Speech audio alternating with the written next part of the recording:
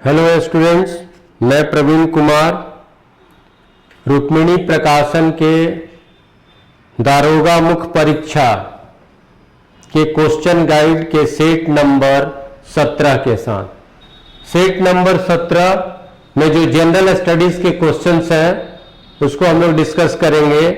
और set number 17 का general study का पहला क्वेश्चन आपका है, पहला नंबर पर जो क्वेश्चन है, अशोक के सबसे बड़ा प्रधान शिलालेख कौन सा है।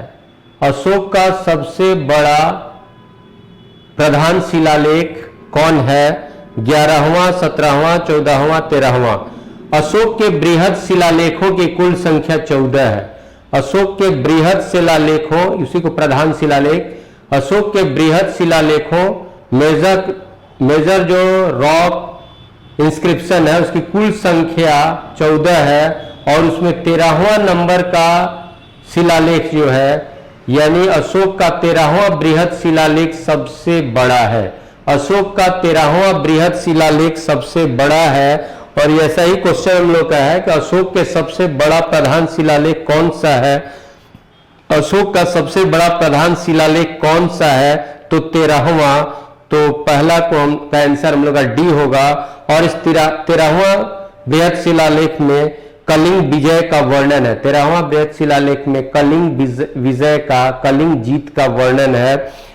तो अशोक के कुल 14 बृहद शिलालेखों में सबसे बड़ा शिलालेख 13वां बृहद शिलालेख है। 13वां बृहद शिलालेख सबसे बड़ा शिलालेख है अशोक के 14 बृहद शिलालेखों में।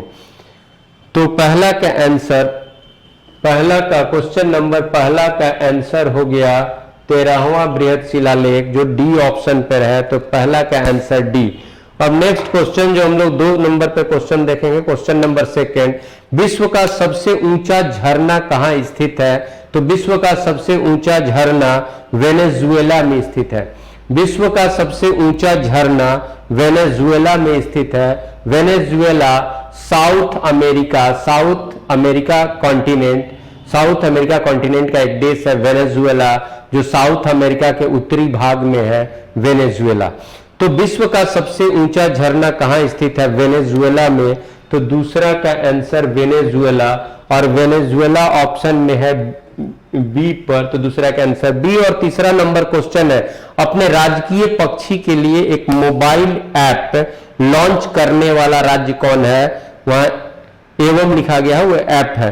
अपने राजकीय पक्षी के लिए एक मोबाइल ऐप लॉन्च करने वाला राज्य कौन है?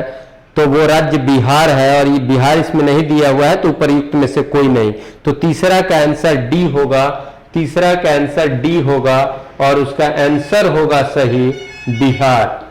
तो अपने राजकीय पक्षी के लिए एक मोबाइल ऐप लॉन्च करने वाला राज्य कौन है? बिहार। और बिहार का राजकीय पक्षी कौन है? गौरैया। और उस ऐप का नाम है सेव एस्पैरो। तो अपने राजकीय पक्षी के लिए एक मोबाइल ऐप लॉन्च करने वाला राज्य हुआ बिहार। और बिहार का राजकीय पक्षी गौरैया, और उस ऐप का नाम है सेव एस्पैरो। चौथा नंबर क्वेश्चन है, भारत का रूर किस नदी बेसिन को कहा जाता है? रूर जो है भारत का रूर, ऐसे रूर जर्मनी में, और रूर क्षेत्र में, जर्मनी के रूर क्षेत्र में कोयला और लौह अयस्क की प्रचुरता है। और इसी तरह की प्रचुरता दामोदर वैली रीजन में, दामोदर वैली रीजन में भारत में। इसलिए भारत का रूर किस नदी बेसिन को तो कहा जाता है? तो दामोदर नदी बेसिन को भारत का रूर कहा जाता है। तो रूर क्षेत्र कहाँ? जर्मनी में। जर्मनी का रूर क्षेत्र कोयला और लौह अयस्क के लिए जाना जाता है। और उसी तरह से भारत में दामोदर नदी क्षेत्र जो है, नदी बेसिन क्षेत्र जो है, वो कोयला और लौह अयस्क की उपलब्धता के लिए जाना जाता है। तो इसको भारत का रूर कहा जाता है। तो भारत का रूर किस नदी बेसिन को कहा जाता है? दामोदर को। तो चौथा का आंसर ए हुआ दामोदर। और 5वां नंबर क्वेश्चन है, निम्नांकित में से किसने विभिन्न विषयों में 2 नोबेल पुरस्कार प्राप्त किया? कौन व्यक्ति विभिन्न विषय में 2 बार नोबेल लिया? तो वो है मैडम क्यूरी। मैडम क्यूरी को 1903 में फिजिक्स का नोबेल और 1911 में केमिस्ट्री का नोबेल। मैडम क्यूरी को 2 बार नोबेल, 1903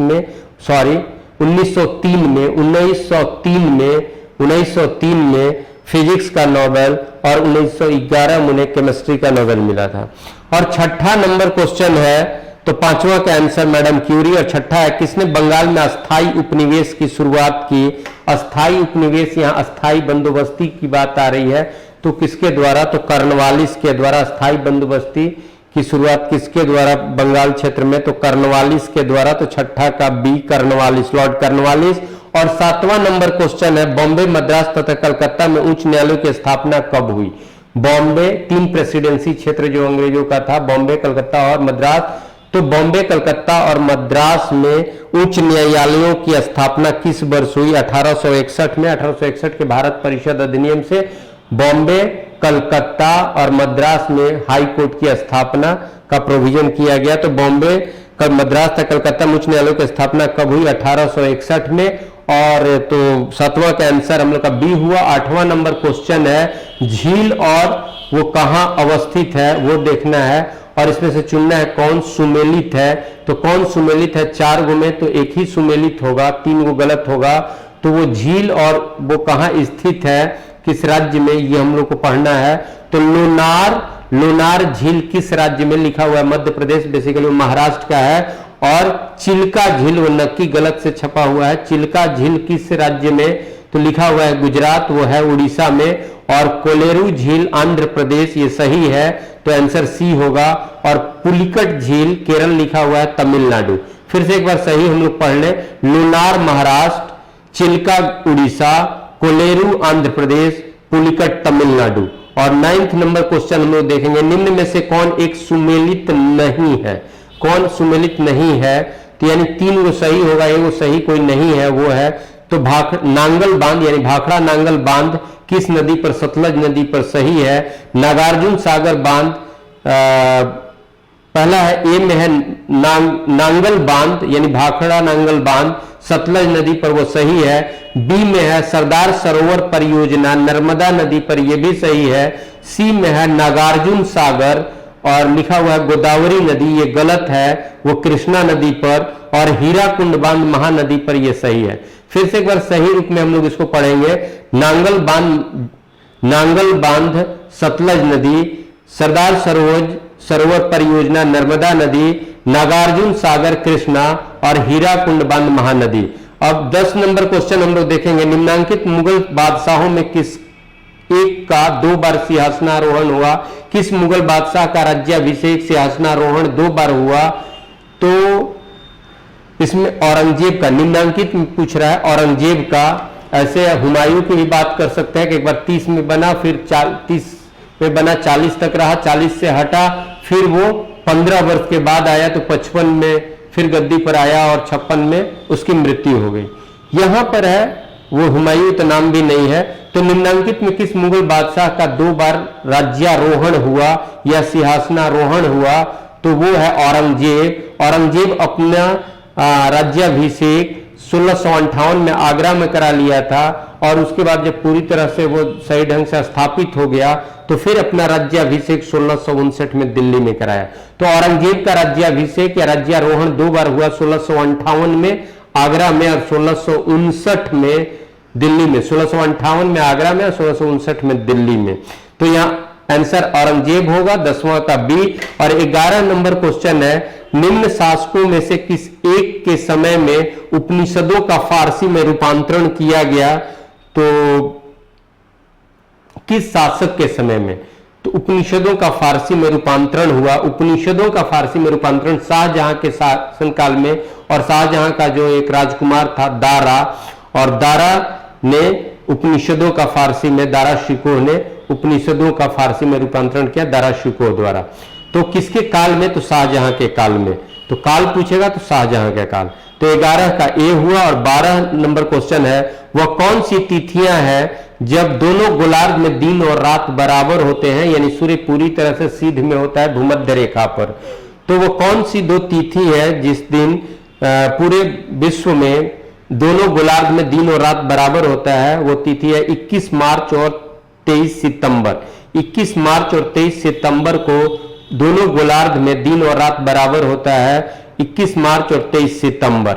और तो इसलिए आंसर ए हुआ। और 13 नंबर क्वेश्चन है, भारत में अति सघन वनों का सर्वाधिक क्षेत्र किस राज्य में पाया जाता है। यहां पर क्वेश्चन पूछने का अधिक सघन भी दिया हुआ है, तो आप क्वेश्चन को ऐसे समझिएगा, किस राज्य में सबसे ज्यादा डेंस फॉरेस्ट है, या फिर आप ऐसे समझिए किस राज्य की कुल क्षेत्रफल का जो कितना भाग पर वन है उसके हिसाब से वन की प्रतिशतता, वन क्षेत्र प्रतिशतता के हिसाब से, वन क्षेत्र प्रतिशतता के हिसाब से कौन सा राज्य सबसे आगे है, तो उसमें आंसर हो जाएगा मिजोरम। वन क्षेत्र प्रतिशतता के आधार पर कौन सा राज्य सबसे आगे है, मिजोरम। और उसके बाद स्थान आता है अरुणाचल प्रदेश का। तो इनमें से अगर हम पूछे तो इनमें से अगर 4 जो दिया हो उसमें करें तो अरुणाचल प्रदेश हो जाएगा। मिजोरम में 85% क्षेत्र पर, मिजोरम के 85% क्षेत्र पर वन क्षेत्र है, मिजोरम के कुल क्षेत्रफल के 85% पर वन क्षेत्र है, और 70 से ज्यादा पर अरुणाचल में वन क्षेत्र है। और अगर क्वेश्चन ये पूछे कि सर्वाधिक वन क्षेत्र कहां है, सबसे ज्यादा वन कहां है, एरिया, वन का एरिया सबसे ज्यादा कहां है, तो मध्य प्रदेश। सर्वाधिक वन क्षेत्र वाला एरिया अगर राज्य पूछे तो मध्य प्रदेश। और सबसे ज्यादा वन प्रतिशतता वाला राज्य पूछे कि ज्यादा वन, उस राज्य के कुल क्षेत्रफल का अधिकांश प्रतिशत फॉरेस्ट एरिया है, ये पूछे तो वो सघनता का बात भी आएगा, तो वो मिजोरम होगा, और मिजोरम के बाद अरुणाचल होगा। नेक्स्ट क्वेश्चन हमारा, तो यहां पर जो भारत में अति सघन वनों का सर्वाधिक क्षेत्र किस राज्य में पाया जाता है, तो ये डेंस फॉरेस्ट का ही बात बोल रहा है कि ज्यादा डेंस फॉरेस्ट कहां है। डेंस फॉरेस्ट का मतलब यहां पर राज्य के कुल क्षेत्रफल का, किस राज्य में राज्य के कुल क्षेत्रफल का अधिकांश भाग पर या सबसे ज्यादा भाग पर वहां पर वन है, तो जो दिया हुआ है उसमें अरुणाचल होगा। और ऐसे अगर क्वेश्चन ये हो कि सबसे अधिक वन क्षेत्र कहां है, तब आपका मध्य प्रदेश होगा। लेकिन यहां दिए हुए में अरुणाचल, लेकिन अगर अरुणाचल ना होकर मिजोरम होता तो सबसे ज्यादा फॉरेस्ट एरिया का परसेंटेज किस राज्य में है, मिजोरम में। अब 14 नंबर क्वेश्चन है, भारत के संविधान का निम्नांकित में कौन सा अनुच्छेद प्रेस की स्वतंत्रता, तो 19, आर्टिकल 19 के तहत 6 प्रकार की स्वतंत्रता प्रत्येक भारतीय नागरिक को प्रदत्त है। और उन 6 प्रकार की स्वतंत्रता में पहला स्वतंत्रता है अभिव्यक्ति की स्वतंत्रता। अभिव्यक्ति की स्वतंत्रता, तो यह अभिव्यक्ति की स्वतंत्रता जो प्रत्येक नागरिक को अभिव्यक्ति की स्वतंत्रता है, इसके तहत ही प्रेस की स्वतंत्रता है। प्रेस बिहाफ ऑफ पब्लिक को ये राइट है। तो प्रेस की स्वतंत्रता कहां, अनुच्छेद 19 में। तो 14 का ए हो गया। और 15 नंबर क्वेश्चन है, 1665 में शिवाजी ने किस मुगल सेनानायक के साथ प्रसिद्ध पुरंदर की संधि किया था, तो शिवाजी को के खिलाफ अभियान लेने के लिए जय सिंह को औरंगजेब भेजा था, और राजा जय सिंह के साथ शिवाजी का एक जो ट्रीटी होता है, और वो ट्रीटी पुरंदर की संधि 1665। तो शिवाजी का 1665 में पुरंदर की संधि किसके साथ, तो जय सिंह के साथ, मुगल पक्ष से आया था जय सिंह, तो जय सिंह के साथ। यहां पर ऑप्शन देखेंगे, जय सिंह ए में है, 15 का ए। 16 है, आबू का जैन मंदिर किसने बनवाया, तो आबू का जैन मंदिर किससे बना है, सॉरी, आबू का, माउंट आबू का जैन मंदिर किससे बना है, यहां पत्थर की बात है तो संगमरमर से। और उसको किसने बनवाया था, तो गुजरात के सोलंकी शासक, गुजरात के सोलंकी शासक भीमदेव प्रथम के मंत्री बिमल शाह ने उसको बनवाया था। बिमल पाल भी, कहीं बिमल शाह भी लिखता है, बिमल पाल या बिमल शाह ने। तो गुजरात माउंट आबू के जैन मंदिर का निर्माण किसने कराया था, तो सोलंकी के चालुक्य शासक भीमदेव प्रथम के मंत्री बिमल पाल ने। और वो किसमें, किसका है, संगमरमर में। किस पत्थर का बना हुआ है, संगमरमर का। और 17 नंबर क्वेश्चन है, निम्नांकित में कौन सा सुमेलित नहीं है, बाबर खानवा का युद्ध सुमेलित है, अकबर हल्दी घाटी का युद्ध सुमेलित है, हुमायूं चौसा का युद्ध सुमेलित है, जहांगीर बल्ख का युद्ध ये सही नहीं है, क्योंकि बल्ख का युद्ध शाहजहां, बल्ख का युद्ध शाहजहां। तो 17 में डी आंसर होगा, जहांगीर बल्ख का युद्ध, वहां होगा शाहजहां बल्ख का युद्ध। और 18 नंबर क्वेश्चन है 1857 ईस्वी के निम्नांकित क्रांतिकारियों में से किसका वास्तविक नाम रामचंद्र पांडुरंग था? तो तात्या टोपे का वास्तविक नाम रामचंद्र पांडुरंग था और नाना साहब के सेनापति थे तात्या टोपे। तात्या टोपे नाना साहब के सेनापति थे और तात्या टोपे का वास्तविक नाम रामचंद्र पांडुरंग था। तो 18 का आंसर डी होता है। और 19 नंबर क्वेश्चन है 1907 ईस्वी में भारतीय राष्ट्रीय कांग्रेस के सूरत के वार्षिक अधिवेशन की अध्यक्षता किसने किया था? और 1907 का कांग्रेस का सूरत अधिवेशन बहुत महत्वपूर्ण अधिवेशन है। इसमें कांग्रेस में स्प्लिट होता है, फूट होता है, उसको सूरत फूट के नाम से जाना जाता है। नरम दल और गरम दल में कांग्रेस एक तरह से टूट जाता है। और उस 1907 के सूरत अधिवेशन की अध्यक्षता किसके द्वारा, या उस 1907 के सूरत अधिवेशन के कांग्रेस के सूरत अधिवेशन के अध्यक्ष कौन थे? रास बिहारी घोष। रास बिहारी घोष। तो 19 का आंसर डी हुआ। और 20 नंबर में है लाहिड़ी आयोग किस चीज से जुड़ा हुआ है? तेलों की संरचना के मूल्य से, हस्तशिल्प निर्यात से, औद्योगिक रुग्णता से, कि कृषि उत्पादों के न्यूनतम समर्थन मूल्य से। तो लाहिड़ी आयोग, लाहिड़ी नाम है ये डॉक्टर अशोक लाहिड़ी, जो भारत सरकार के वित्त मंत्रालय में आर्थिक सलाहकार। तो डॉक्टर अशोक लाहिड़ी की अध्यक्षता में जो आयोग हुआ था वो किस मामले के लिए? तो तेलों के संरचना के मूल्य के लिए, तेलों के संरचना के मूल्य के लिए, तेल के मूल्य के पर नीति बनाने के लिए लाहिड़ी आयोग। तो लाहिड़ी आयोग तेलों के संरचना के मूल्य पर। तो 20 का आंसर ए। और 21 नंबर क्वेश्चन है निम्नांकित में से क्या आय के वितरण को मापने के लिए प्रयोग किया जाता है? कौन सा ये कर्व जो है वो आय के वितरण के लिए? तो आय के वितरण के लिए गिनी लॉरेंस कर्व, अर्थात गिनी लॉरेंस कर्व जो है वो आय के वितरण, आय का वितरण यानी आय का कहां डिस्ट्रीब्यूशन हो रहा है इसके माप के लिए अर्थशास्त्र में जो कर्व है गिनी लॉरेंस कर्व का उपयोग किया जाता है। और 22 नंबर क्वेश्चन है निम्नांकित यौगिकों में से कौन सा एक शांतिकारक औषधि के रूप में प्रयुक्त होता है? तो वो मिर्गी के उपचार में उस औषधि का प्रयोग होता है पोटेशियम ब्रोमाइड का। तो शांतिकारक औषधि के रूप में उसको बोला जाता है मिर्गी के उपचार के लिए, इसलिए शांतिकारक औषधि के रूप में बोला जाता है पोटेशियम ब्रोमाइड का। और 22 के बाद 23 नंबर क्वेश्चन है 14 जुलाई 1942 को कांग्रेस कार्य समिति द्वारा भारत छोड़ो आंदोलन का प्रस्ताव कहां पारित किया गया था? 14 जुलाई 1942 को कांग्रेस के कार्य समिति द्वारा भारत छोड़ो आंदोलन का प्रस्ताव कहां पारित हुआ था? वर्धा में। कहां पारित हुआ था? वर्धा में। तो 23 का आंसर बी होगा। और 24 नंबर क्वेश्चन है स्वेज नहर के दोनों सिरों पर स्थित पतन यानी पोर्ट का नाम बताइए। स्वेज नहर के दोनों सिरों पर स्थित पोर्ट का नाम बताना है। तो काहिरा और अलेक्जेंड्रिया, स्वेज तथा काहिरा तथा पोर्ट सईद, और उपर्युक्त में से कोई नहीं। तो यहां उपर्युक्त में से कोई नहीं होगा क्योंकि स्वेज नहर के उत्तरी छोर पर सैयद पोर्ट है और दक्षिणी छोर पर स्वेज पोर्ट है। तो नॉर्थ पोर्ट जो स्वेज के सबसे नॉर्थ में जो पोर्ट है वो पोर्ट सैयद है, और सबसे साउथ में स्वेज नहर के सबसे साउथ में जो पोर्ट है वो पोर्ट स्वेज है। तो पोर्ट सैयद और पोर्ट स्वेज नहीं दिया हुआ है, इसलिए डी ऑप्शन होगा। स्वेज नहर लाल सागर और भूमध्य सागर को जोड़ने वाली नहर जो है इजिप्ट को काट करके, इजिप्ट मिस्र, तो उसको स्वेज नहर कहते हैं। और स्वेज नहर 1869 ईस्वी से। तो स्वेज नहर का नॉर्थ में जो पोर्ट है वो पोर्ट सैयद है और साउथ में जो पोर्ट है बंदरगाह है वो पोर्ट स्वेज है। तो 24 का डी। और 25 नंबर किस देश में सर्वप्रथम पेट्रोलियम का उत्पादन हुआ था? तो पेट्रोलियम का उत्पादन सर्वप्रथम किस देश में? तो यूएसए में, संयुक्त राज्य अमेरिका में। पेट्रोलियम का उत्पादन सर्वप्रथम कहां हुआ था? तो यूएसए में, संयुक्त राज्य अमेरिका में। और 26 नंबर क्वेश्चन है निम्न में कौन सुमेलित नहीं है? डॉनबास बेसिन कोयला, मेसाबी रेंज तांबा दिया हुआ है, वह यूएसए का लौह अयस्क रेंज है।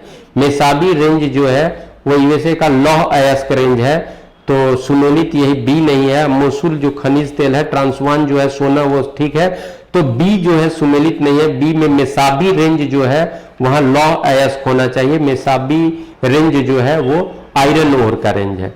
और 27 नंबर क्वेश्चन है निम्नांकित में से भारत के किस मुख्य न्यायाधीश ने राष्ट्रपति के रूप में कार्य किया था? वो जस्टिस एम हिदायतुल्ला राष्ट्रपति के रूप में काम किए थे।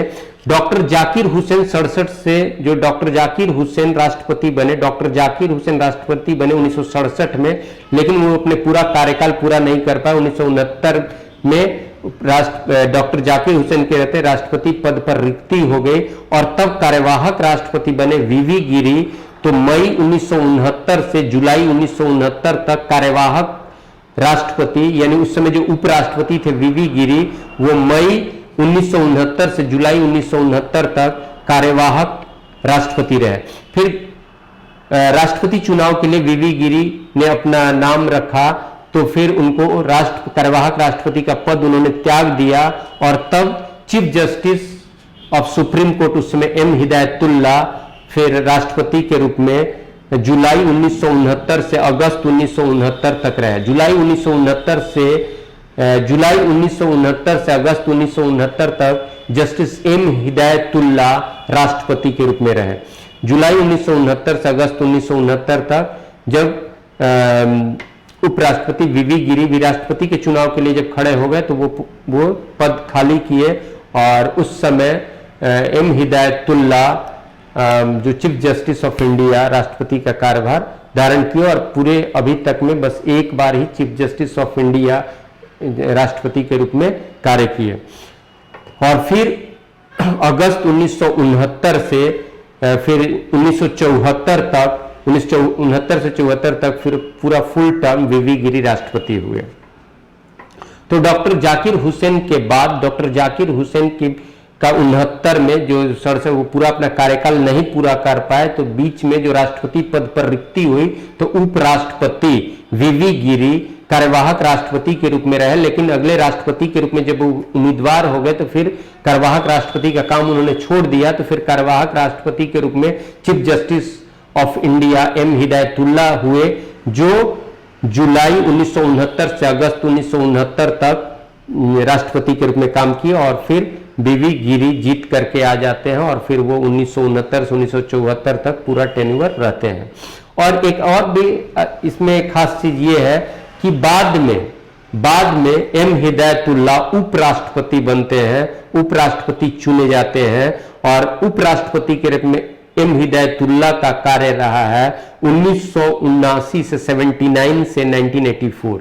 तो वैसा व्यक्ति जो पहले कभी राष्ट्रपति पद पर भी भले कार्यवाहक के रूप में ही बैठ चुका हो और बाद में वो उपराष्ट्रपति हुआ हो, तो ये भी M Hidayatullah. Justice M Hidayatullah कार्यवाहक राष्ट्रपति के रूप में चीफ जस्टिस ऑफ इंडिया के नाते कार्यवाहक राष्ट्रपति के रूप में एक माह तक जुलाई 1969 से अगस्त 1969 तक राष्ट्रपति रहे और बाद के वर्षों में यानी ये आपको एकदम 10 वर्ष के बाद एम हिदायतुल्ला फिर उपराष्ट्रपति हुए। तो 27 का आंसर डी निम्नलिखित में भारत के किस मुख्य न्यायाधीश ने राष्ट्रपति के रूप में काम किया? तो जस्टिस एम हिदायतुल्ला जुलाई 1969 से अगस्त 1969। और 28 है मैंग्रोव जो तटीय जल में उगते हैं के रूप में वर्गीकृत किया जाता है। तो तटीय जल में जो मैंग्रोव होता है उसको क्या कहा जाता है? हैलोफाइट कहा जाता है। मैंग्रोव को क्या कहा जाता है? हैलोफाइट कहा जाता है। मैंग्रोव को हैलोफाइट। तो 28 का आंसर ए। और 29 नंबर क्वेश्चन है जहां पना जिसे दिल्ली का चौथा मध्यकालीन नगर माना जाता था किसके द्वारा स्थापित हुआ था? मोहम्मद बिन तुगलक। तो 29 का बी। और 30 है निम्न में से किसे महात्मा गांधी ने ढहते हुए बैंक पर आहरित उत्तर दिनांकित चेक कहा था? तो क्रिप्स मिशन के प्रस्ताव को गांधी जी ने क्रिप्स मिशन के चेक को गांधी जी ने अ post dated cheque of a bankrupt bank कहा था। गांधी जी ने क्रिप्स प्रस्ताव को अ post dated cheque of a bankrupt bank कहा था। तो क्रिप्स प्रस्ताव को। तो 30 का हो गया सी। और 31 नंबर है पानी से भरे गिलास के नीचे से पेपर शीट को एकाएक अगर खींच लिया जाए तो पानी नहीं गिरता है, नहीं छलकता है, नहीं गिरता है। तो यह घटना क्या दर्शाता है? तो जड़त्व के नियम को, जड़त्व की बात को दर्शाता है।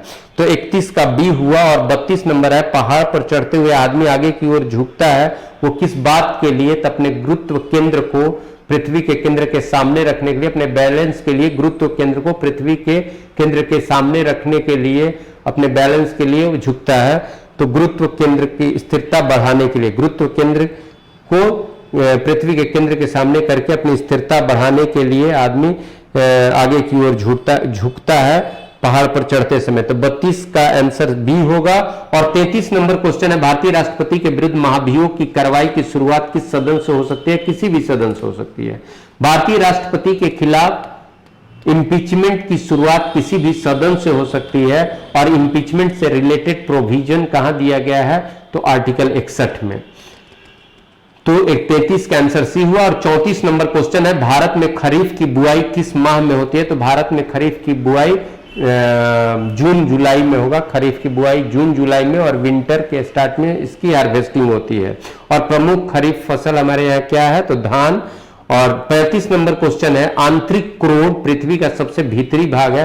पृथ्वी के 3 लेयर जो मुख्य लिया जाता है, तो पृथ्वी का सबसे भीतरी भाग जो है उसको हम लोग कोर कहते हैं। कोर कहते हैं। तो कोर में मुख्य रूप से क्या है? कोर को निफे कहा जाता है, निकेल और फेरम या निकेल और लोहा। तो पृथ्वी के सबसे आंतरिक परत को क्या कहते हैं? सबसे आंतरिक परत को क्या कहते हैं? निफे कहते हैं, कोर कहते हैं। यानी आंतरिक परत में सबसे अधिक किस धातु की बहुलता होती है? तो निकेल और लोहा की। तो ए ऑप्शन हो गया, आंसर हो गया 35 का ए। और 36 है, किन 2 पर्वत श्रेणियों के मध्य कश्मीर घाटी है? कश्मीर घाटी किन 2 पर्वत श्रेणियों के बीच है? तो बृहद हिमालय और पीर पंजाल के बीच। बृहद हिमालय, ग्रेट हिमालय और पीर पंजाल रेंज के बीच में है कश्मीर घाटी। कश्मीर घाटी किन 2 पर्वत श्रेणियों के बीच? तो पीर पंजाल और सेंट्रल हिमालय या बृहद हिमालय के बीच। पीर पंजाल या बृहद हिमालय या ग्रेटर हिमालय के बीच। तो ग्रेटर हिमालय को सेंट्रल हिमालय भी कहते हैं। तो बृहद हिमालय या पीर पंजाल के बीच कश्मीर घाटी। और 37 नंबर क्वेश्चन है, 2020 में निर्धारित टोक्यो ओलंपिक में पुरुष हॉकी के पुल ए में निम्नलिखित किस देश को शामिल नहीं किया गया है? तो 2020 के निर्धारित टोक्यो ओलंपिक के पुरुष हॉकी पुल ए में जर्मनी को नहीं शामिल किया गया है। जर्मनी को नहीं शामिल किया गया है। तो 37 का आंसर बी हुआ। और 38 नंबर क्वेश्चन आसान क्वेश्चन है, एसपीजी का फुल फॉर्म क्या है? तो एसपीजी एक फोर्स है। तो एसपीजी का फुल फॉर्म होता है special protection group. Special protection group वो खास करके प्रधानमंत्री और प्रधानमंत्री के सिक्योरिटी के लिए वो एक ग्रुप ऑफ फोर्स है, एक फोर्स है, ब्रांच ऑफ फोर्स है, वो है स्पेशल प्रोटेक्शन ग्रुप। तो एसपीजी का फुल फॉर्म है स्पेशल प्रोटेक्शन ग्रुप। और 39 नंबर क्वेश्चन है, भारत और रूस की सेना द्वारा किए गए हालिया सैन्य अभ्यास का क्या नाम दिया गया? भारत और रूस की सेना का जो सैन्य अभ्यास हुआ, हाल में जो सैन्य अभ्यास हुआ है उसको क्या नाम दिया गया था? तो इंद्र 2019। इंद्र 2019 भारत और रूस के बीच ज्वाइंट सैन्य अभ्यास को इंद्र 2019 नाम दिया गया। और 40 नंबर क्वेश्चन है, हाल ही सफलतापूर्वक परीक्षित परमाणु हथियार से लैस सतह से सतह पर मार करने वाला अग्नि 3 मिसाइल की मारक क्षमता कितनी है? तो अग्नि 3 मिसाइल की मारक क्षमता जो सरफेस टू सरफेस मिसाइल है, अग्नि 3 जो है सरफेस टू सरफेस है। और अग्नि 3 की मारक क्षमता 3500 किलोमीटर है। अग्नि 3 की मारक क्षमता 3500 किलोमीटर है। और इस तरह से 40 का आंसर हम लोग का सी बनता है। और उसके बाद रीजनिंग के क्वेश्चंस दिख रहे हैं। और फिर आपका जीएस का क्वेश्चन 52 नंबर पर है, क्वेश्चन नंबर 52 पर है, स्टैच्यू ऑफ लिबर्टी संयुक्त राज्य अमेरिका को किस देश ने भेंट किया था? तो फ्रांस ने। स्टैच्यू ऑफ लिबर्टी कहां? तो अमेरिका में। और स्टैच्यू ऑफ लिबर्टी को अमेरिका को किस देश ने भेंट किया था? तो फ्रांस ने। तो 52 का आंसर बी हो रहा है। और 53 नंबर क्वेश्चन है, भारत के किस शहर को गार्डन सिटी कहा जाता है? तो बंगलुरु को गार्डन सिटी कहा जाता है। बंगलुरु को गार्डन सिटी कहा जाता है। और 54 नंबर क्वेश्चन है, पश्चिमी घाट और पूर्वी घाट कहां मिलता है? तो नीलगिरी पहाड़ी में, नीलगिरी पर्वत पर, नीलगिरी पहाड़ी में। पूर्वी घाट और पश्चिमी घाट साउथ में कहां मिलेंगे? तो नीलगिरी में। तो 54 का आंसर सी हुआ। और 55 नंबर है, निम्नलिखित कथनों में से कौन सा कथन उच्च न्यायालय के न्यायाधीश के बारे में सही नहीं है? यानी इसमें से कौन सा स्टेटमेंट जो है वो हाई कोर्ट के जस्टिस के बारे में सही नहीं है। तो स्टेटमेंट पूरा हम लोग को पढ़ना होगा। उच्च न्यायालय के न्यायाधीश की नियुक्ति भारत के राष्ट्रपति द्वारा की जाती है, वो सही है।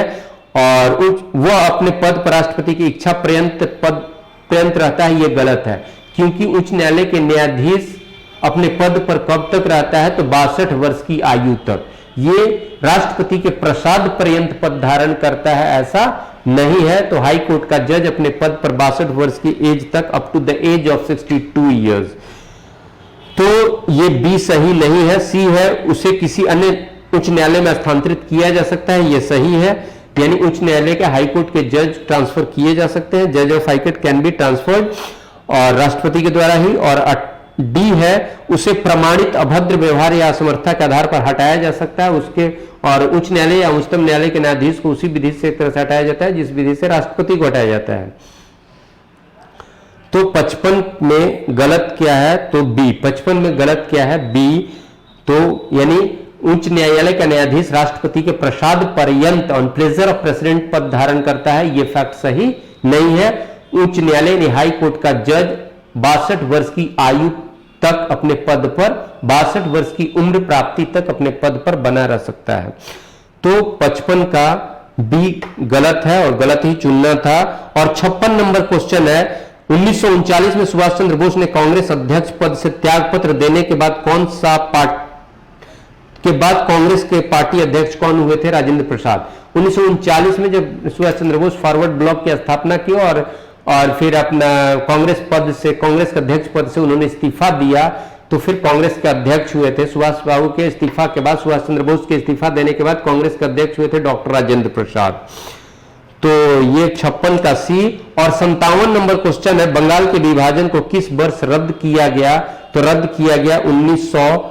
किस वर्ष रद्द किया गया, तो रद्द करने की घोषणा हुई 1911 में, या रद्द किया गया 1911 में, और वो एग्जीक्यूट हुआ 1912 में। तो बंगाल का प्रथम विभाजन 1905 में, और बंग आंदोलन से भले ही उसको स्थगित किया गया था, लेकिन उसको रद्द किया गया 1911 में, और रद्द करने के बाद नए तरीके से जो विभाजन हुआ वो हुआ 1912 में। तो 1911 की घोषणा का क्रियान्वयन 1912 में। तो पहले बंगाल 1905 में बंगाल विभाजन करने की घोषणा ये हुई थी, पूर्वी बंगाल और पश्चिमी बंगाल, आज जो बांग्लादेश है उसको बंगाल प्रांत से अलग करना, और पश्चिम बंगाल में पश्चिम बंगाल, बिहार, उड़ीसा, इसको एक साथ रखना। तो इसके खिलाफ आंदोलन हुआ, बंगभंग आंदोलन 1905 में, और उसके बाद सरकार अपने पहले फैसले को स्थगित करती है, और वो स्थगित रहता है। फिर बाद में सरकार ये घोषणा करती है कि हम बंगाल को प्रशासनिक सुविधा के लिए दूसरे तरीके से बांटेंगे, और 1911 में सरकार के द्वारा यह घोषणा होता है कि बंगाल का विभाजन अब दूसरे तरीके से होगा, और बंगाल से 1912 में बंगाल से बिहार को अलग किया गया। बंगाल से बिहार को अलग किया गया, यानी बांग्लादेश और पश्चिम बंगाल बंगाल में, और बिहार अलग हुआ, तो बिहार झारखंड और उड़ीसा का क्षेत्र जो था वो एक रहा। और फिर 1936 में बिहार से उड़ीसा अलग हुआ, बिहार से उड़ीसा अलग हुआ 1936 में, और 2000 में बिहार से झारखंड अलग हुआ। तो यहां पर क्वेश्चन है कि 1939 में सुभाष चंद्र बोस ने कांग्रेस अध्यक्ष पद से त्याग पत्र देने के बाद पार्टी अध्यक्ष कौन बने, राजेंद्र प्रसाद, तो हो चुका है। नेक्स्ट 57 नंबर क्वेश्चन है, बंगाल के विभाजन को किस वर्ष रद्द किया गया, 1911, सी हो गया। और 58 नंबर क्वेश्चन है, भारत के पहले उत्तर ध्रुवीय अनुसंधान केंद्र का क्या नाम है। देखिए साउथ में तो यानी दक्षिणी ध्रुवीय क्षेत्र में तो अनुसंधान केंद्र में मैत्री, दक्षिण गंगोत्री ये सब है, लेकिन उत्तरी ध्रुवीय क्षेत्र में यानी आर्कटिक रीजन में भी हमारा एक अनुसंधान क्षेत्र बना है, और उसका नाम रखा गया हिमाद्री। यानी आर्कटिक रीजन में, उत्तरी ध्रुवीय क्षेत्र में भारत का अनुसंधान केंद्र जो है उसका नाम है हिमाद्री। उत्तरी ध्रुवीय क्षेत्र अर्थात आर्कटिक रीजन में, आर्कटिक रीजन में भारत का एक अनुसंधान केंद्र है, उसका नाम है हिमाद्री। और अंटार्कटिका रीजन में यानी दक्षिण ध्रुवीय क्षेत्र में भारत का जो अनुसंधान केंद्र है उसका नाम है दक्षिण गंगोत्री तथा मैत्री। और फिर 59 नंबर क्वेश्चन है, काजीरंगा राष्ट्रीय पार्क भारत के किस राज्य में है, तो असम में, और एक सिंगी गेंडे के लिए खास करके इस पार्क को जाना जाता है। काजीरंगा राष्ट्रीय पार्क भारत के किस राज्य में, असम में। और 60 नंबर क्वेश्चन है, चुनावों के दौरान राजनीतिक दलों और उम्मीदवारों द्वारा अनुपालन किए जाने वाले आदर्श आचरण संहिता किसके अनुसार? तो लोक प्रतिनिधित्व अधिनियम 1951 में जो निर्दिष्ट है उसके अनुसार, लोक प्रतिनिधित्व अधिनियम 1951 में जो निर्दिष्ट है उसके अनुसार। और ये जारी कौन करता है, इसका मॉनिटरिंग कौन करेगा? तो चुनाव आयोग यानी निर्वाचन आयोग। यानी 60 का डी। और 61 नंबर क्वेश्चन है, दक्षिण पश्चिम मानसून की अवधि के दौरान तमिलनाडु सूखा रहता है, क्यों? क्योंकि तमिलनाडु ये वृष्टि छाया में पड़ जाता है, वहां पश्चिमी घाट और के बाद ये वृष्टि छाया में पड़ जाता है, जिसके कारण तमिलनाडु में दक्षिण पश्चिम मानसून, जिससे भारत में सबसे ज्यादा बारिश होती है दक्षिण पश्चिम मानसून से, उस मानसून से तमिलनाडु में बारिश नहीं हो पाता है। क्यों? क्योंकि वो शैडो रीजन में पड़ जाता है, वृष्टि छाया में। जैसे अरावली के शैडो रीजन में पड़ जाता है आपका जो हमारा मरुस्थल, थार मरुस्थल, राजस्थान का क्षेत्र। 62 नंबर क्वेश्चन है, अंतर्राष्ट्रीय परमाणु ऊर्जा एजेंसी का मुख्यालय कहां है? अंतर्राष्ट्रीय परमाणु ऊर्जा एजेंसी का मुख्यालय वियना, ऑस्ट्रिया में है। और 63 नंबर क्वेश्चन है, बिहार राज्य का क्षेत्रफल भारत के कुल क्षेत्रफल का लगभग कितना प्रतिशत है? तो 2.86%। बिहार का क्षेत्रफल भारत के कुल क्षेत्रफल का 2.86% धारण करता है। और 64 नंबर क्वेश्चन है, डायबिटीज से पीड़ित मरीज के मूत्र के नमूने में क्या पाया जाता है? तो सुक्रोज, फ्रक्टोज और ग्लूकोज। सुक्रोज, फ्रक्टोज और ग्लूकोज ये सभी मिलते हैं डायबिटिक मरीज के यूरिन में, ये तीनों मिलता है, सुक्रोज, फ्रक्टोज, ग्लूकोज ये सभी मिलता है। तो 64 का आंसर डी होगा। और 65 नंबर क्वेश्चन है, जब मृदु स्टील को उच्च ताप पर गर्म किया जाता है तो अचानक पानी में ठंडा किया जाता है तो वो कठोर तथा भंगुर हो जाता है। यानी सॉफ्ट स्टील को जब हाई टेम्परेचर पर गर्म किया जाता है और उसको एकाएक जब पानी में ठंडा किया जाता है तो वो हार्ड हो जाता है और भंगुर हो जाता है। तो यह प्रक्रिया क्या कहलाती है? यह हार्डनिंग प्रक्रिया कहलाती है, यह हार्डनिंग प्रक्रिया कहलाती है। तो 65 का ए हो गया। और 66 नंबर क्वेश्चन है, सिलिकॉन कार्बाइड की निम्न रूप से जाना जाता है। सिलिकॉन कार्बाइड को क्या कहा जाता है? सिलिकॉन कार्बाइड को निम्न में से किस रूप में जाना जाता है? तो कार्बोरंडम के रूप में जाना जाता है। सिलिकॉन कार्बाइड को कार्बोरंडम के रूप में जाना जाता है सिलिकॉन कार्बाइड को। और 67 नंबर क्वेश्चन है, जब कोई व्यक्ति रोता है तो उसके संक्रियण के कारण नाक से जल विसर्जन होता है, वो विसर्जन क्या है? तो वो अंतःस्रावी ग्रंथि के विसर्जन है, अंतःस्रावी ग्रंथि का विसर्जन है। तो सेक्रेशन ऑफ तो ये सेक्रेशन जो है तो इंडोक्राइनिक जो ग्लैंड है, इंडोक्राइनिक ग्लैंड जो है उसका सेक्रेशन है, अंतःस्रावी ग्रंथि का सेक्रेशन वो है। यानी रोते समय नाक से पानी आना इंडोक्राइनिक ग्लैंड जो है अंतःस्रावी ग्रंथि का स्राव है।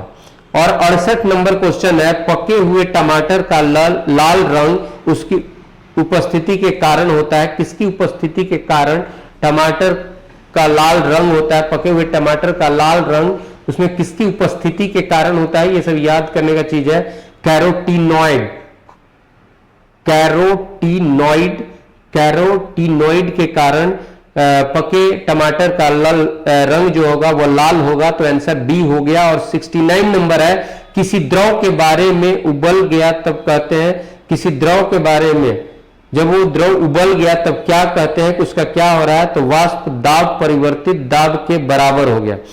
तो यहां पर है कि द्रव उबल रहा है तो उसका जो वेपराइज प्रेशर है और जो चेंज प्रेशर के बराबर हो गया तो फिर वो उबलना शुरू होता है। तो 69 का सी। और 70 नंबर क्वेश्चन है, स्टेनलेस स्टील में मिश्र धातु, स्टेनलेस स्टील एक एलॉय है, उसमें क्या क्या होता है?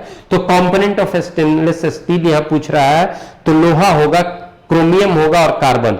लोहा, क्रोमियम और कार्बन, लोहा, क्रोमियम और कार्बन। उसमें निकेल भी रह सकता है। तो लोहा, क्रोमियम, कार्बन और निकेल। तो लेकिन ऐसा ऑप्शन लोहा, क्रोमियम और कार्बन वाला डी बन रहा है तो डी होगा। तो स्टेनलेस स्टील में लोहा, क्रोमियम, कार्बन और निकेल, लोहा, क्रोमियम, कार्बन और निकेल, जिसमें निकेल पे नहीं लेकिन 3 पर हमारा बन रहा है।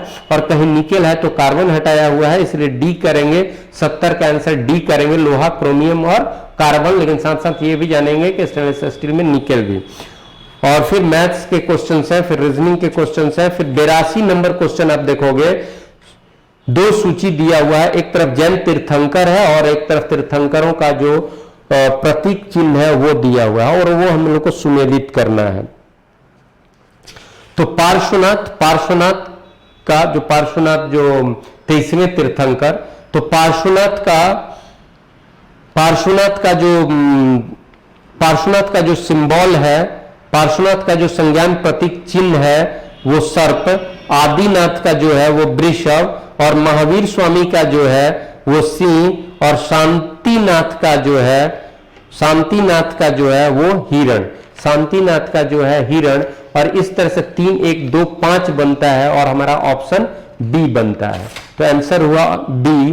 तो पार्श्वनाथ का संकेत प्रतीक चिन्ह सर्प, पार्श्वनाथ का सर्प, आदिनाथ का वृषभ, महावीर स्वामी का सिंह और शांतिनाथ का हिरण। और 83 नंबर क्वेश्चन है, प्रभास गिरी जिनका तीर्थ स्थल है वे हैं। प्रभास गिरी जिनका तीर्थ स्थल वो क्या है? जैन। तो प्रभास गिरी, तो यहां पर जैन धर्म के एक तीर्थंकर पद्म प्रभु का वो वहां पर वो तीर्थ स्थल जो है, जैन धर्म के 6ठे तीर्थंकर पद्म प्रभु से संबंधित जो स्थल है वो प्रभास गिरी है। तो प्रभास गिरी यहां सीधे है, प्रभास गिरी तीर्थ स्थल किससे संबंधित है? तो जैन से। प्रभास गिरी तीर्थ स्थल किस धर्म से संबंधित है? जैन धर्म से। और वो प्रभास गिरी तीर्थ स्थल कहां है? तो उत्तर प्रदेश में। अब 84 नंबर क्वेश्चन, अर्थशास्त्र के बारे में कौन सा सच है? अर्थशास्त्र का मतलब कौटिल्य का अर्थशास्त्र, वो पुस्तक। यह मौर्य राजनीतिक अर्थव्यवस्था, मौर्य राजनीतिक अर्थव्यवस्था और शासन पर एक निबंध पुस्तक है। बहुत तक सही है। दूसरा जो बोल रहा है, इसकी तिथि और लेखन बिना किसी विवाद के एक पूर्णतः प्रतिष्ठित सत्य है, ऑथेंटिक है, ये भी सही है। दुर्भाग्य से इसका प्रामाणिकता का साक्षी कोई अन्य माध्यम नहीं है, ये गलत है। तीसरा गलत है। तो इसमें 84 का सही होगा 1 और 2, 84 का सही होगा 1 और 2, तो 84 का आंसर हो गया हम लोग का डी। और 85 नंबर क्वेश्चन है, वो कौन सा कारण था जिसने मोहम्मद बिन तुगलक द्वारा शुरू की गई सांकेतिक मुद्रा प्रचलन में सफल रहे? मोहम्मद बिन तुगलक जब उसके राज्य में धातु का कमी, खास करके सिल्वर का कमी हुआ, तो वो सांकेतिक मुद्रा चालू किया। यानी मुद्रा उतना का मूल्य, जितना अंकित मूल्य धारण नहीं करेगा, लेकिन मार्केट में उसका उस मूल्य का माना जाएगा। जैसे आज हम करेंसी नोट जो है हमारा प्रॉमिसिंग नोट होता है, हमारा जो सेंट्रल बैंक, केंद्रीय बैंक, वो प्रॉमिस करता है कि इसको इस मूल्य का मानिए और ये चलेगा, तो उसके प्रॉमिस पर ही वो चलता है। मैं धारक को इतना रुपया अदा करने का वादा करता हूं। तो कुछ उसी कॉन्सेप्ट, वो सांकेतिक मूल्य का मुद्रा चलाया, यानी सांकेतिक मुद्रा चलाया। मुद्रा जितना अंकित है उतना का धातु धारण नहीं कर रहा है, लेकिन उसका मूल्य ये माना जाएगा। ये सोच तो उसकी बहुत आगे की थी और इकोनॉमिक एक तरीका वो खोजना चाहा, लेकिन वो सफल नहीं हो सका। उसका ये सांकेतिक मुद्रा का स्टेप, वो उसका कारण क्या है? उसका कारण यह है कि उसका डुप्लीकेशन बहुत हो गया था। अब यहां पर हम लोग देखेंगे क्या दिया है। यहां पर है ए में, राजकीय टकसाल द्वारा बनाए गए सिक्कों पर किसी विशेष पहचान चिन्ह का न होना। कुछ ऐसा था नहीं, तो इसलिए उसका डुप्लीकेशन होता था। और प्रशासन व्याप्त भ्रष्टाचार, यानी एक ही इसमें चुनना है, तो यही होगा। तो एमबीटी के द्वारा, मोहम्मद बिन तुगलक के द्वारा जो सांकेतिक मुद्रा चला वो प्रचलन में असफल रहा। इसका कारण यह था कि उस पर कुछ इस तरह का चिन्ह नहीं था,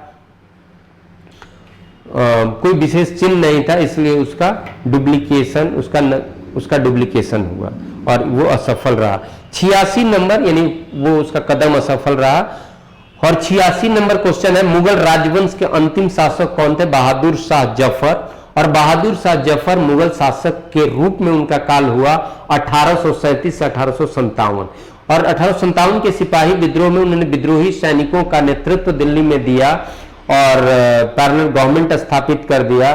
तो बाद में अंग्रेजों ने जब दिल्ली पर अधिकार किया तो बहादुर शाह जफर को, बहादुर शाह द्वितीय को गिरफ्तार कर लिया और मुगल पद समाप्ति की घोषणा की गई और बहादुर शाह जफर को गिरफ्तार करके बर्मा भेज दिया गया, रंगून भेज दिया गया, जहां 1862 में बहादुर शाह जफर अर्थात बहादुर शाह द्वितीय की मृत्यु हो गई। तो उनकी मृत्यु 1862 में, और शासक के रूप में, मुगल शासक के रूप में उनका काल 1837 से 1857, और 1857 के सिपाही विद्रोह के बाद अंग्रेजी शासन के द्वारा मुगल पद को समाप्त कर दिया गया। और एक चीज और जान लीजिए, 1765 से ही 1765 इलाहाबाद की संधि से मुगल शासक ब्रिटिश ईस्ट इंडिया कंपनी के पेंशन लेते थे, पेंशन भोगी थे, उनसे पेंशन लेते थे। तो ब्रिटिश ईस्ट इंडिया कंपनी के पेंशनर के रूप में 1765 से ही मुगल बादशाह स्थापित हो चुके थे। यानी मुगल बादशाहों को British east India company pension देना शुरू कर दी थी 1765 से। और 1857 के सिपाही विद्रोह के बाद अंग्रेजों ने मुगल राजा के पद को समाप्त कर दिया और तत्कालीन मुगल शासक बहादुर शाह जफर को गिरफ्तार करके अंग्रेजों ने रंगून भेज दिया, बर्मा, और जहां 1862 में बहादुर शाह जफर की मृत्यु हुई। तो मुगल राजवंश का अंतिम शासक कौन था? बहादुर शाह जफर। और 87 नंबर क्वेश्चन है, किसने कहा था कांग्रेस पतन के लिए लड़खड़ा रही है, मेरी सबसे बड़ी अभिलाषा है जब तक मैं भारत में हूं कांग्रेस की शांतिपूर्ण समाप्ति में सहायता करूं। ये कथन था लॉर्ड कर्जन का ये कथन था। तो ये आंसर ए हुआ 87 का। और 88 नंबर क्वेश्चन में सूची दो गो है, एक तरफ ऑर्गेनाइजेशन है, कुछ संस्था है, और एक तरफ उसके फाउंडर का नाम है। तो आर्य समाज के संस्थापक दयानंद सरस्वती, रामकृष्ण मिशन के संस्थापक स्वामी विवेकानंद, दक्कन एजुकेशन सोसाइटी के संस्थापक जीजी आगरकर, और देव समाज के संस्थापक शिव नारायण अग्निहोत्री। तो आर्य समाज के संस्थापक दयानंद सरस्वती, रामकृष्ण मिशन के स्वामी विवेकानंद, डेक्कन एजुकेशन सोसाइटी के जीजी अगरकर, और देव समाज के शिव नारायण अग्निहोत्री। और इस तरह से ऑप्शन CADB बनता है, और ये ऑप्शन ए पर बनता है। तो 28 का आंसर ए हुआ। और फिर इधर मैथ्स के क्वेश्चंस हैं, 2 क्वेश्चन। और फिर आप 91 नंबर क्वेश्चन देखिएगा, यकृत लीवर द्वारा बनाया गया बाइल गॉल ब्लैडर में किसके द्वारा पहुंचता है? यहां क्वेश्चन है कि लीवर द्वारा बनाया गया पित्ताशय में किसके द्वारा पहुंचता है? लीवर यानी यकृत द्वारा बनाया गया पित्ताशय में किसके द्वारा पहुंचता है? तो याद कीजिएगा सिस्टिक डक्ट द्वारा। वो डक्ट साथ में, वो अलग अलग नहीं, सिस्टिक डक्ट द्वारा। तो लीवर द्वारा बनाया गया बाइल गॉल ब्लैडर में पहुंचता है सिस्टिक डक्ट के द्वारा। तो 91 का आंसर सी हुआ। और 92 नंबर क्वेश्चन, इधर आपका 2 सूची दिया हुआ है, कार्बोहाइड्रेट, एंजाइम, हार्मोन और प्रोटीन। तो किसी कार्बोहाइड्रेट का तो सुटेबल एग्जांपल दूसरे सूची से, तो कार्बोहाइड्रेट तो स्टार्च, एंजाइम तो पेप्सिन इधर दिया हो, तो पेप्सिन एक एंजाइम है। हार्मोन चुनना है तो इधर प्रोजेस्टेरोन एक हार्मोन है, और प्रोटीन तो कैरोटीन प्रोटीन है। तो carbohydrate starch, enzyme pepsin, hormone progesterone, protein carotene.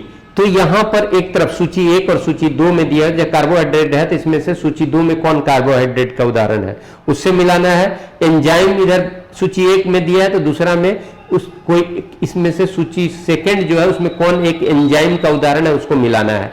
तो carbohydrate starch, enzyme pepsin, hormone progesterone, protein carotene.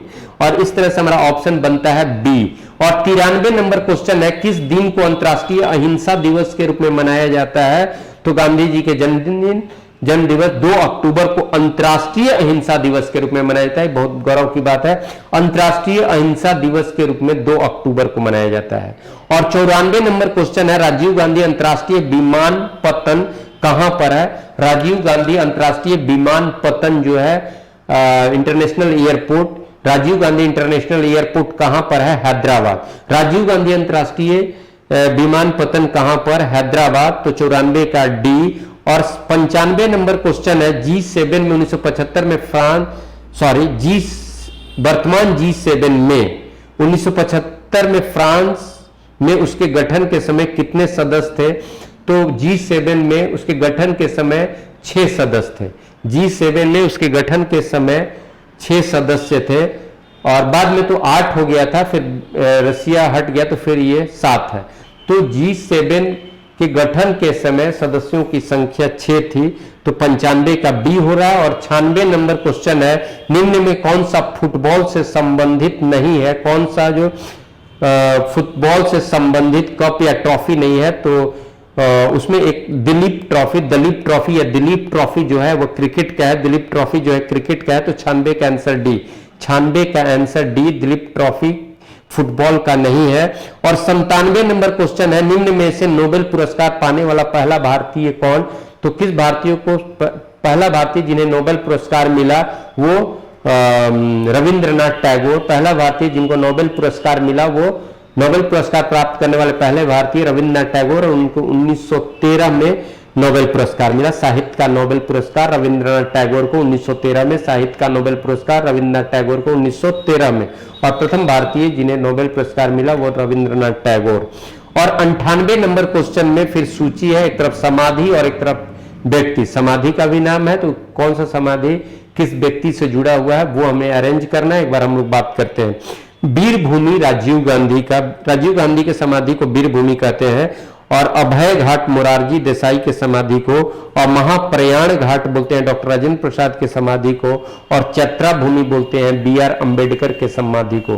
तो वीर भूमि राजीव गांधी, अभय घाट मोरारजी देसाई और महाप्रयाण घाट राजेंद्र प्रसाद और चैत्रा भूमि BR अम्बेडकर। और इस तरह से हमारा ऑप्शन डिसाइड होता है बी। और फिर 99 नंबर क्वेश्चन, एक तरफ नदी एक तरफ उद्गम है और उसमें चुनना है कि एक सुमेलित नहीं है। तो 3 तो सही होगा, एक गलत है। तो गंगा का उद्गम गोमुख से सही है। नर्मदा का उद्गम अमरकंटक से सही है। ब्रह्मपुत्र का उद्गम व्यास कुंड से है, ये गलत है। ब्रह्मपुत्र का उद्गम मानसरोवर झील के निकट हिमानी से हुआ है, मानसरोवर झील के निकट के हिमानी से हुआ है ब्रह्मपुत्र। तिब्बत में ब्रह्मपुत्र का व्यास कुंड नहीं, इसलिए ये गलत है। और गोदावरी का त्रयंबक गांव ये सही है। तो निम्नांकित में से कौन सुमेलित नहीं है? तो ब्रह्मपुत्र जो व्यास कुंड लिखा गया है वो गलत है। ब्रह्मपुत्र मानसरोवर झील के निकट के हिमानी से ब्रह्मपुत्र का उद्गम, इसलिए व्यास कुंड गलत है। तो सी गलत है, तो लेकिन आंसर सी होगा क्योंकि सुमेलित नहीं है वो चुनना था। तो 99 का सी। और 100 नंबर क्वेश्चन और जो अंतिम क्वेश्चन इस सेट का है, जिगर शब्द का प्रयोग किस खेल में किया जाता है? किसी खेल में जिगर शब्द का प्रयोग किया जाता है, और हम लोग को यह जानना है कि कौन सा ऐसा खेल है जिसमें जिगर शब्द का प्रयोग होता है। वो बिलियर्ड है। बिलियर्ड में जिगर शब्द का प्रयोग होता है। जिगर शब्द बिलियर्ड खेल से जुड़ा हुआ शब्द है। जिगर शब्द बिलियर्ड खेल का शब्द है। जिगर शब्द बिलियर्ड खेल से जुड़ा हुआ शब्द है। तो 100 का आंसर सी हो रहा है। और इस तरह से सेट 17 के जनरल स्टडीज के क्वेश्चंस को हम लोगों ने देखा। Thank you very much.